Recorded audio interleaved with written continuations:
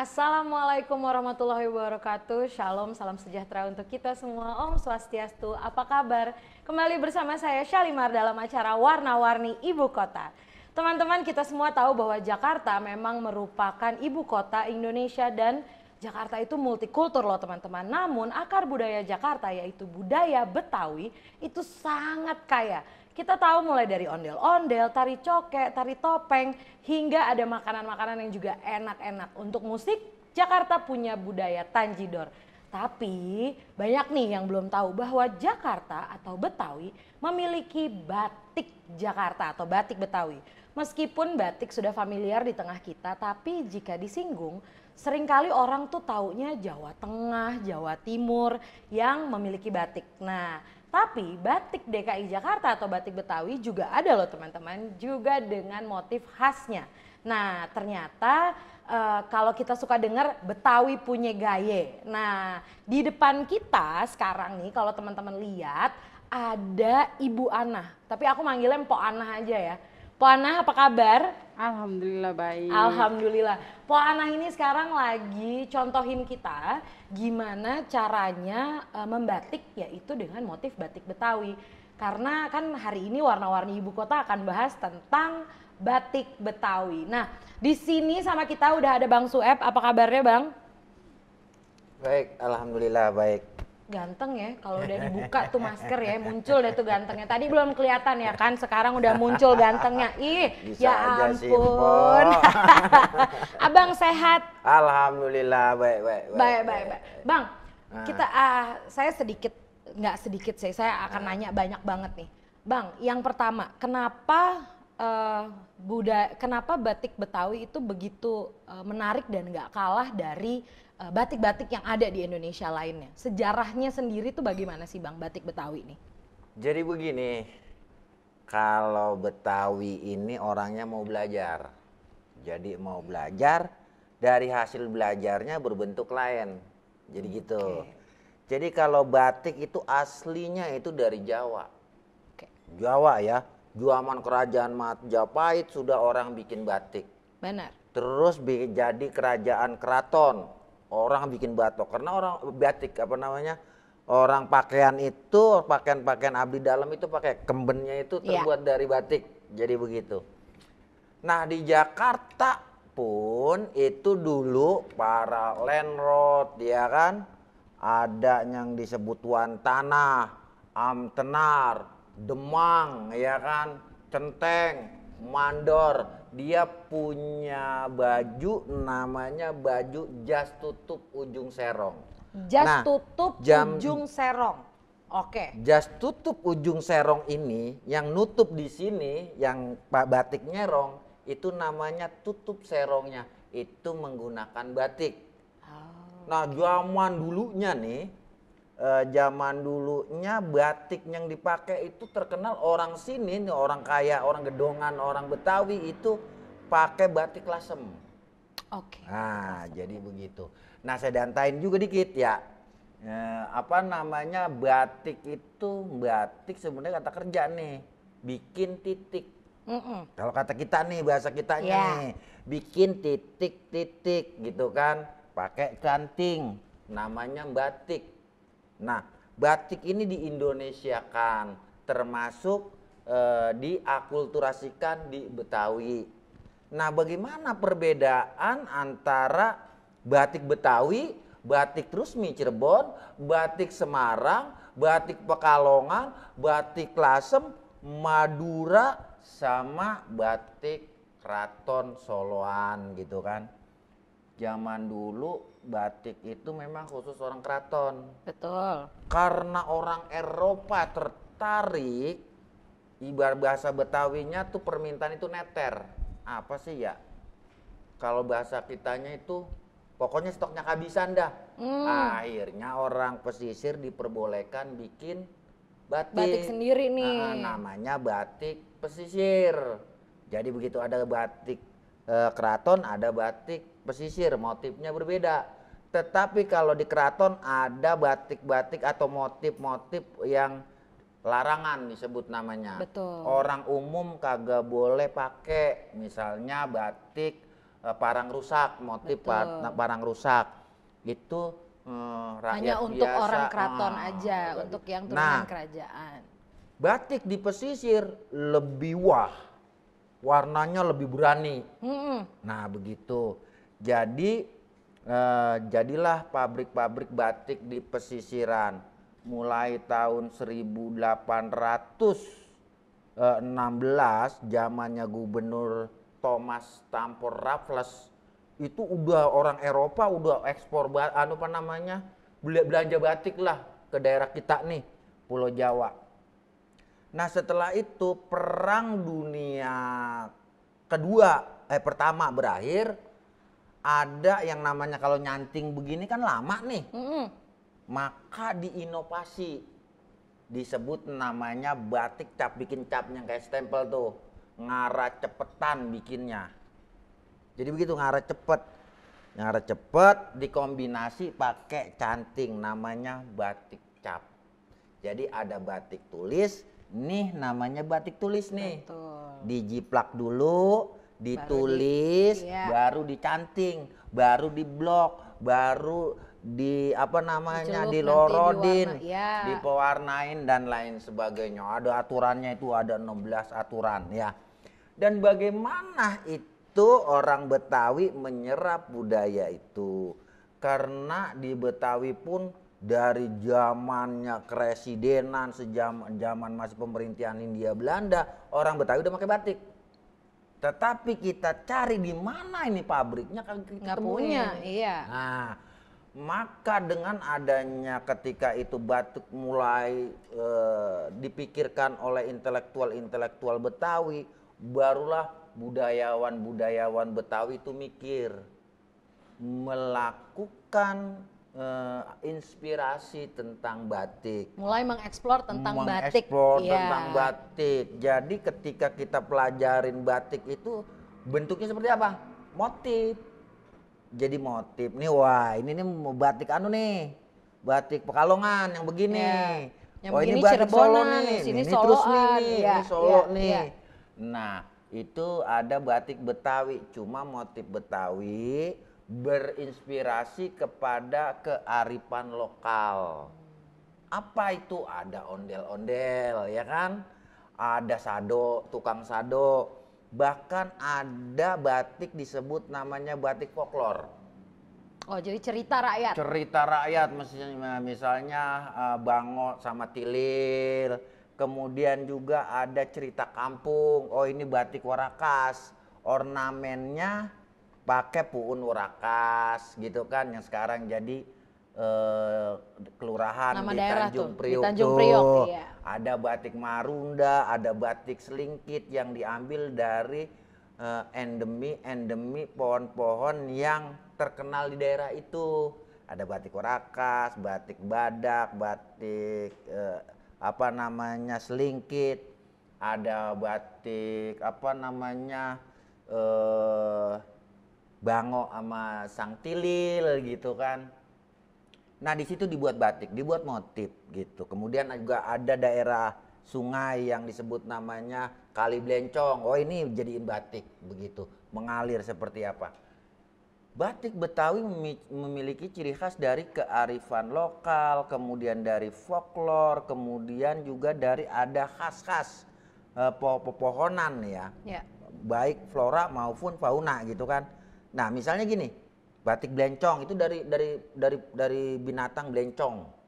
Binatang Blencong apaan Bang? Wah binatang Blencong itu kayak ciput, cuman dia gede. Kalau jalan begitu tuh. Oh belok-belok, makanya Blencong-Blencong jalannya. Seperti itu. Kemudian juga ada batik sebut namanya batik gambang. Alat musik gambang ditaruh, dibuat motif batik di situ.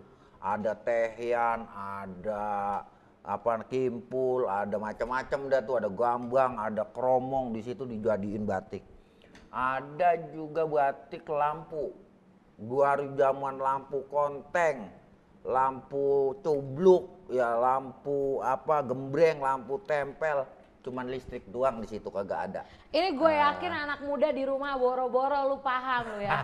Lu kagak ada yang paham di rumah. Kenapa? Gua aja kagak paham, apalagi lau. Ya kan?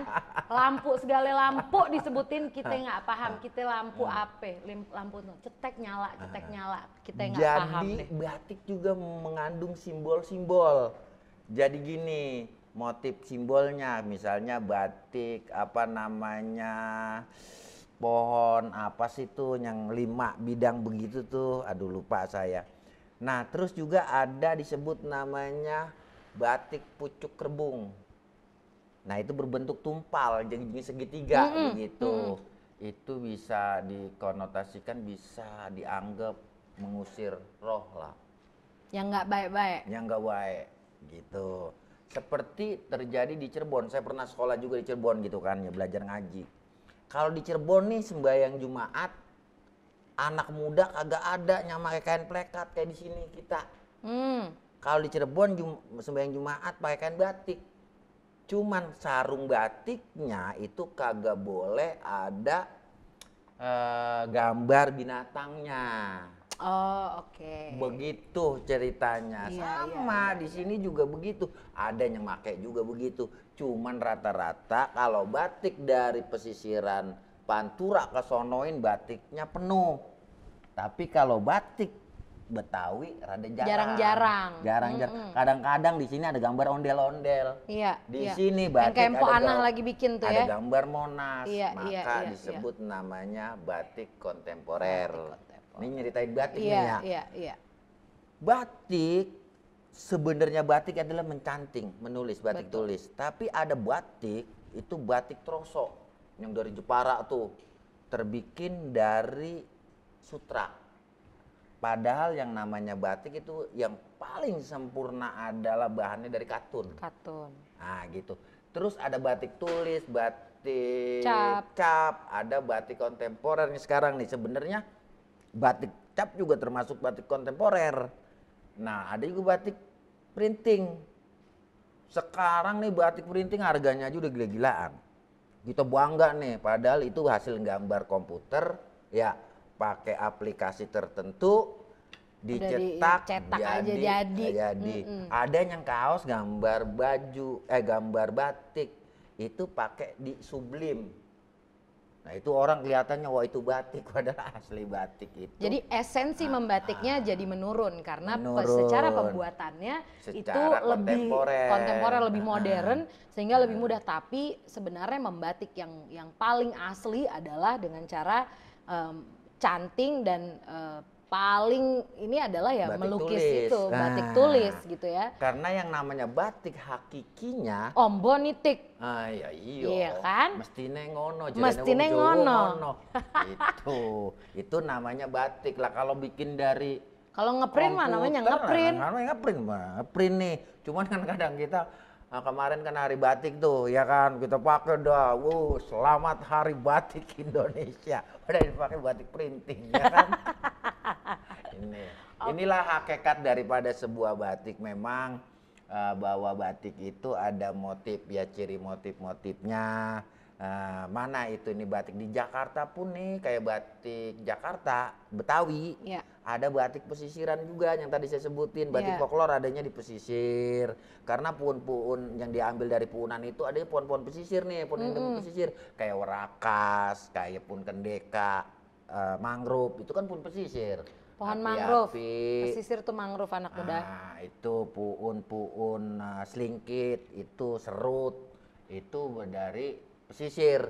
Nah di Gandaria lain lagi, batik Gandaria.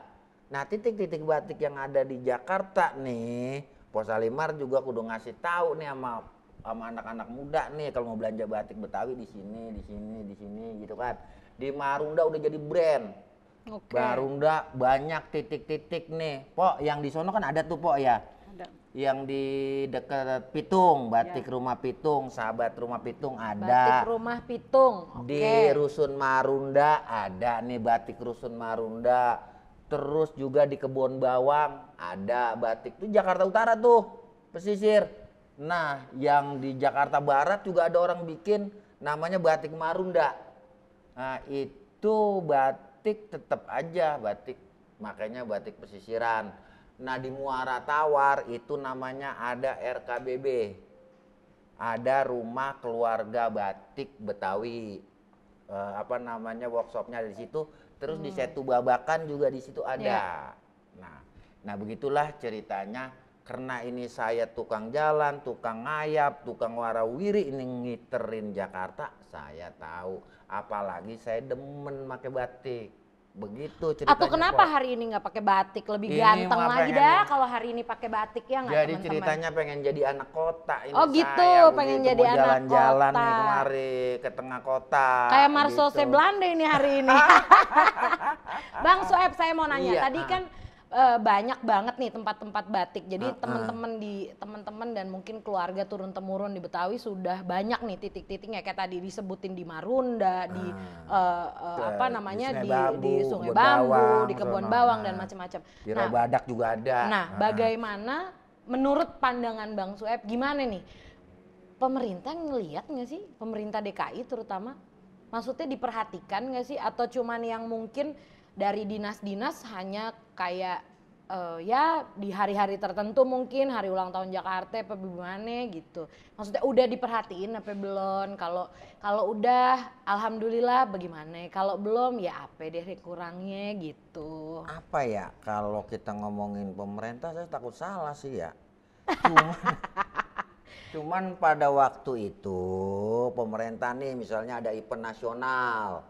Provinsi DKI Jakarta kudu ciri khasnya begini, itu mereka beli dagangan kita gitu. Terkait fasilitasi, mungkin kelompok-kelompok itu udah pada dapet, tapi yang namanya fasilitasi kan kagak boleh terus menerus peraturanannya. Hari ini dikasih bantuan, besok udah kagak boleh lagi. Persoalannya ada peraturan begitu gitu. Jadi kalau pemerintah mau ngasih kadang-kadang kelihatan kadang-kadang kagak jadinya. Karena peraturan dari fasilitasi itu ada aturannya, tidak boleh secara terus menerus. Kadang-kadang kan jadi begitu. Nah karena apa sih sebenarnya ini batik, usaha batik kurang maju gitu kan. Kenapa Satu, kurang mendapatkan ruang di department store misalnya. Di mall-mall ya. Di mall-mall lah begitu. Bikinlah nih galeri batik nih, batik Marunda di sini ada. Harganya terjangkau. Jangan ditaruh di dekat tempat parkir. Untuk para pengelola mall gue tahu banget dah kalau udah batik ditaruhnya di itu tuh di tangga yang dekat tempat parkir. Ayolah taruhnya di lantai atas lah. Bersaing. Iya dong. Nggak bersaing nih kayak merek si Anu ditaruh di sini ada apa disebut namanya gerai apa tuh? Iya ditaruhnya gerai, cimit aja kan kecil. Mereknya Anu.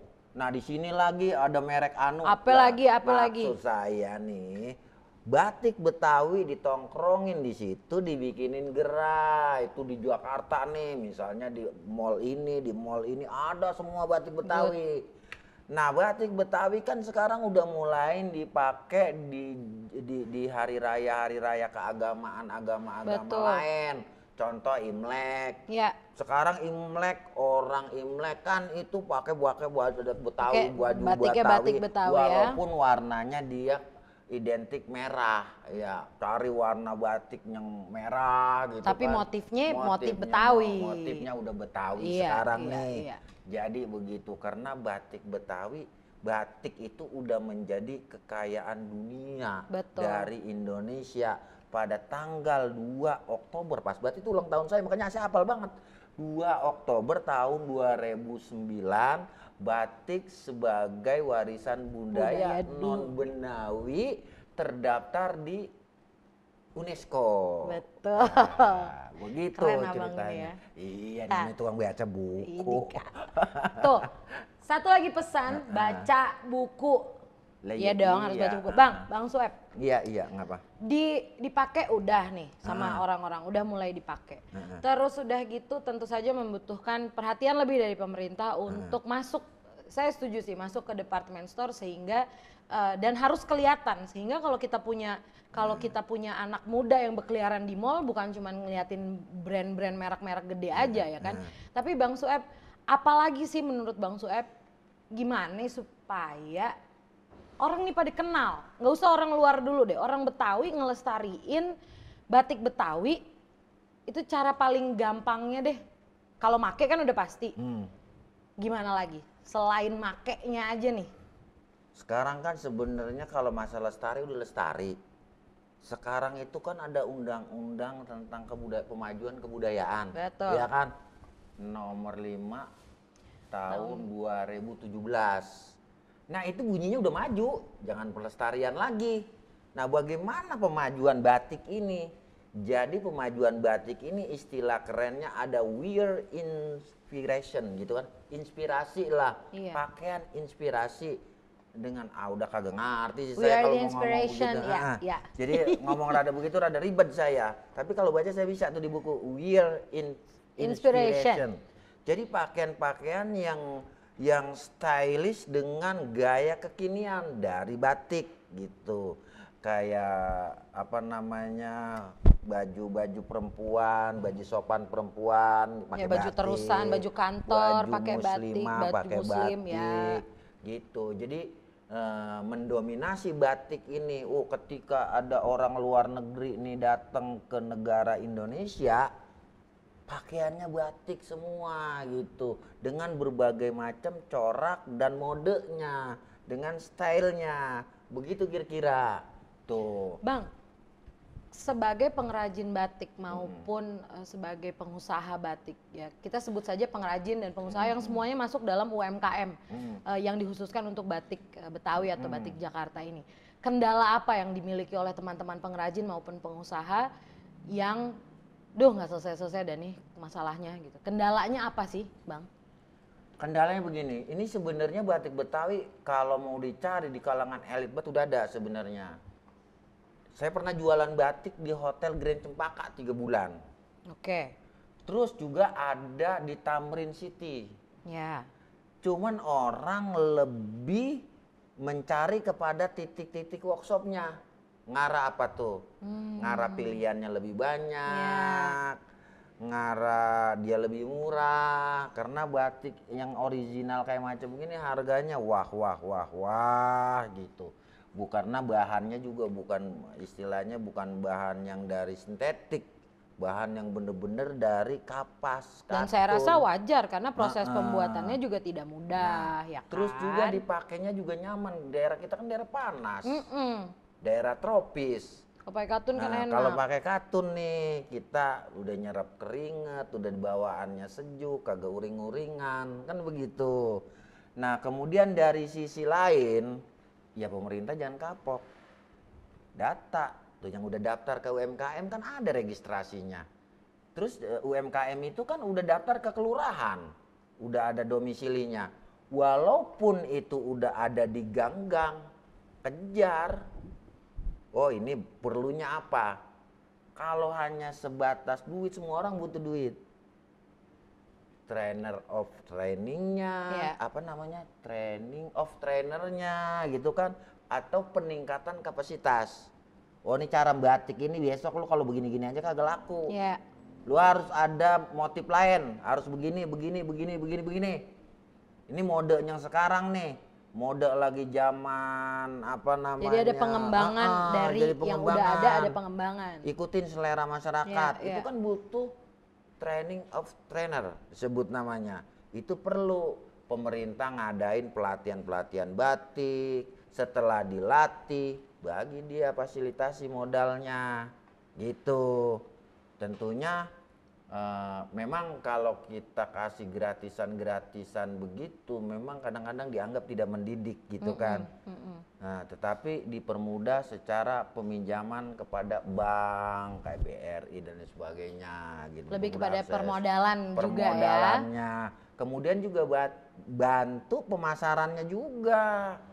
Nih di sini masukin ke web. Taruh di web begitu. Orang sekarang mungkin ini cara geblegnya kita nih ya, 80% orang Indonesia pakai Facebook kan? Pakai Facebook. Batik Betawi munculin di Facebook. di iklan tuh. Giliran kita lagi mau bikin status gitu kan. Ngeliatin apa deh tuh. Wah, nongol nih, Iya. batik Betawi keren banget ini. Yang bikin, yang jadi modenya cakep-cakep, bibirnya merah, ya kan. Demplon, pundaknya belarak semplak, ya kan. Kalau pakai batik jalannya Cakep nih, oblak cendol. Orang pasti lelaki juga udah, wah ini cakep nih batik nih. Ya takut sama bininya, batik Iya. disebutin cakep nih batik ini. Beliin untuk bininya supaya jadi cakep. Iya kan? Begitu kira-kira. Jadi orang niat Facebook aja udah ngeliat, oh batik Betawi begini, motifnya ini, harganya segini, gitu. Jadi peningkatan pemasaran secara modern, secara digital dan lebih luas pastinya kalau Terus dari juga Facebook batik kan. jangan dianggap punya orang kapital juga. Saya waktu sekolah kan belajar ada kebutuhan itu, ada kebutuhan sekunder, primer gitu Primer, ya. sekunder, Ada sekunder. Nah primer ini ada sandang, pangan, pangan, papan. Nah sandang ini juga kan kebutuhan pokok, tiap hari orang pakai baju batik. Jadi jangan mikirin bahwa batik itu kalangan atas aja yang beli. Masyarakat pun harus Masyarakat umum juga. beli, Betul. menikmati ini yang namanya batik. Bagaimana caranya?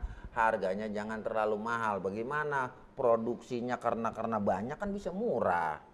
Masyarakat dibina di sini dijadiin kampung batik. Di sini jadiin kampung batik. Produksinya banyak. Beli. Kalau memang pengrajin batik itu tiap hari keteteran, dibeli, dia semakin semangat. Semakin banyak dia bikin batik. Nah terus juga para sang suami, kalau ngeliat harga batik itu harganya standar, ada muncul di Facebook nih iklan batik Betawi, kagak ditekep bininya takut niat, takut beli, ya kan? Nih, batik bisa mahal ini kan gitu. Iya. Nah ini bagaimana rangsangan para sang suami, bagaimana bisa punya bininya pakai batik begitu. Bang, saya ke Mpok Ana dulu. Mpok Ana, udah berapa lama Mpok Ana bikin batik, ngebatik? Saya jadi pembatik kurang lebih 6 tahun. 6 tahun. Dan itu batiknya udah berjualan kemana aja? Apakah lokal aja atau sampai internasional? Kalau saya baru pembatiknya aja, jadi pembatik nanti kita warna bareng-bareng sama ibu-ibu yang lain, baru nanti kita istilahnya dapat upah seperti itu. Jadi ini adalah kegiatan kolektif ya, jadi ada banyak di dalam satu, let's say satu grup gitu, ibu-ibu ini mengerjakan secara bersama-sama, lalu nanti proses berikutnya di tempat lain. Tempat lain bareng-bareng gitu pas pewarnaan begitu. Kalau mencantingnya kita bisa dibawa pulang ke rumah, jadi bisa sambil di rumah ya. Jadi sembari ngajarin anak sekolah, bisa gitu. Susah nggak Bu? Ya lumayan. Tapi dapat dipelajari. Susah sih, tapi bisa dipelajari. Bisa. Kan kalau misalkan karena kita sudah terbiasa, ya paling kalau misalkan ada motif baru yang full satu kain itu kita agak, oh ini motif baru kayaknya agak pusing juga nih, cuma kalau kita udah jalanin, udah mencanting ya udah biasa lagi gitu. Biasanya kalau satu kain itu berapa lama pengerjaannya? Satu kain? Tergantung motif sih Kak, kadang ada yang 1 bulan, kalau motifnya penuh 1 bulan, kadang ada yang sampai 3 minggu, yang benar-benar full terus warnanya banyak itu, kadang ada nyampe yang 2 bulan. Batik tulis itu. Satu kain? Satu kain 2 meter itu. Baru satu kain, gengs, itu udah 2 bulan kalau penuh. Kalau kira-kira ini kan yang jarang-jarang kayak gini nih kan tanjidor, terus ondel-ondel. Ondel-ondel, ada kembang kelape, biasa lah ya. Kembang kelape itu rambutnya ondel-ondel teman-teman. Nah kalau yang tipe jarang-jarang kayak gini bisa 3 minggu lah, sebulan gitu. Bisa. Tuh 2 minggu aja bisa ini kalau begini. Kan ini kan kalau saya sudah canting depannya semua, nanti baru belakangnya saya canting lagi. Jadi bolak-balik, harus pengerjaan itu harus bolak-balik. Kalau nggak bolak-balik ketika nanti diwarna, warnanya kurang bagus. Ceblek, nggak keluar warnanya ya. Gitu. Makanya batik tulis itu mahal di situnya. Betul. Batik tulis itu mahal karena prosesnya. Iya, prosesnya. Iya. Nah, selama 6 tahun ini kendalanya kendalanya teman-teman tuh apa sih? Kendalanya kita sih paling kalau misalkan lagi nggak ada kerjaan, kita kadang nganggur gitu, kadang jenuh juga karena biasa kita jadi ibu pembatik. Kadang kita kapan nih ada kerjaan lagi ya gitu. Jadi kalau misalkan ini kita minta, Mbak, kapan nih Mbak kita ada kerjaan lagi gitu. Jadi yang biasa ngasih kerjaan ke kita, ngasih kain, oh nanti ya kalau ada orderan lagi gitu. Jadi ya kendalanya sih paling gitu aja Mbak, itunya untuk Nah, ibu-ibu. ini banyak nggak anak muda yang ngerjain ini? Anak muda tuh kita bicara usia SMA dan mahasiswa ya? Hampir semua kalau di wilayah saya ibu-ibu. Anak-anak mudanya nggak ada. Anak-anak mudanya nggak ada, jadi Iya. itu salah satu bentuk pelestarian adalah mengajarkan ini ke anak muda sebenarnya. Ini juga bisa menjadi lahan usaha baru sebenarnya ya Bang, bahwa kalau anak muda mau belajar kan sekarang anak muda pada hebat-hebat, ya kan harusnya mereka baik sekali nih kalau bisa mengangkat budaya Betawi dan terutama melalui apa namanya batik Betawi diangkat. Anak muda sekarang kaya Bang. Pada ada dah tuh modalnya deh, ya kan? Nah, Memberdayakan warga Jakarta juga tuh begitu caranya, ya kan? Nah, Bang Sueb, ada pesen nggak buat kita semua yang menyaksikan Warna-Warni Ibu Kota mengenai budaya Betawi pada umumnya dan batik Betawi pada khususnya? Silakan Bang. Pesannya buat kita nih apa? Terutama kita yang muda-muda nih. Jadi begini, secara umum aja ya, batik Betawi itu silakan orang Jakarta nih yang suku apapun multi etnis pakai baju batik Betawi. Jangan merasa pakai baju batik Betawi gitu kan, tuh disangka wolo orang Betawi gitu, nggak gitu juga. Menjadi umum, oh ini ciri khas dari Betawi. Misalnya orang Kalimantan mau pakai batik Betawi ya silakan aja, ini umum. Jangan juga kadang-kadang orang luar negeri giliran beli baju batik, baju kopri dia pakai. Mentang-mentang baju batik ya. Tentang asal batik aja. Asal batik aja. Dikasih. Jadi wisata itu ada wisata edukasi juga gitu. Kayak orang Itali yang sering datang ke kita itu anak-anak mahasiswa Itali, Belanda, negara-negara Benelux datang sama kita tuh belajar. Tentang bagaimana sih batik Bang kok bisa terdaftar di UNESCO dan segala UNESCO macam. dan lain sebagainya. Sementara di UNESCO kan prosesnya nggak gampang tuh daftarin suatu warisan budaya tak benda di sana. Nah, anak-anak dari mahasiswa S2 gitu kan kayak yang lagi bikin tesis, ada juga yang lagi bikin disertasi. Pada bikin ke kita nih. Lu mau ngapain lo? Bikin tesis Bang, bahasa dia. Iya. Makanya saya walaupun kagak pernah bikin tesis ngerti tesis, disertasi katanya dia bikin disertasi gitu kan. Nah saya sebagai narasumber lapangan bagaimana proses-proses itu diabadikan kepada mereka gitu. Karena apa? Mereka budaya di luar negeri itu orang-orang luar negeri itu tidak mempelajari budayanya sendiri. Dia lebih tradisi-tradisi seluruh dunia dia pelajarin. Dia bukukan, ya kan? Karena dia dengan kita tuh sama prinsipnya, filosofinya, bahwa buku adalah jendela dunia. Ketika kita menulis buku, maka kita buku menguasai ruang dan waktu. Penulisnya udah kagak, bukunya masih bisa dibaca. Begitu kira-kira. Tuh. Cakep banget, baik. Bang Sueb, terima kasih waktunya dan ceritanya dan sejarahnya. Saya dari tadi nggak banyak nanya soalnya saya bengong, banyak belajar. Justru bengong karena banyak belajar, juga bengong ntar gue ngantuk lagi. Enggak, gue bengong karena gue banyak belajar. Karena saya sebagai anak yang lahir besar di Jakarta, banyak saya nggak taunya. Saya yakin teman-teman yang di rumah juga banyak nggak taunya. Tapi mudah-mudahan dengan obrolan yang sebenarnya pengennya lebih lama lagi sama Bang Sueb, tapi dengan informasi ini semoga teman-teman di rumah yang nonton Warna-Warni Ibu Kota lebih paham lagi nih bahwa Betawi itu bukan cuma multikultur, tapi di Betawinya sendiri banyak banget budaya, termasuk paling yang kita bahas hari ini nih, budaya Betawi yaitu batik Betawi yang sebenarnya adalah itu adaptasi dari, karena orang Betawi doyan belajar itu tadi, itu adalah adaptasi dari budaya-budaya batik yang ada di Pulau Jawa gitu. Po Ana, Iya, terima sama-sama. kasih. Kayaknya udah jadi, lah udah jadi 4, 1, 2, 3, 4. Yang saya pakai aja dibikin dari tadi nih teman-teman. Bikin dari tadi nih, dia bikin kebut aja udah dari tadi nunggu sini, gitu udah sampai pewarna sampai dia bikin.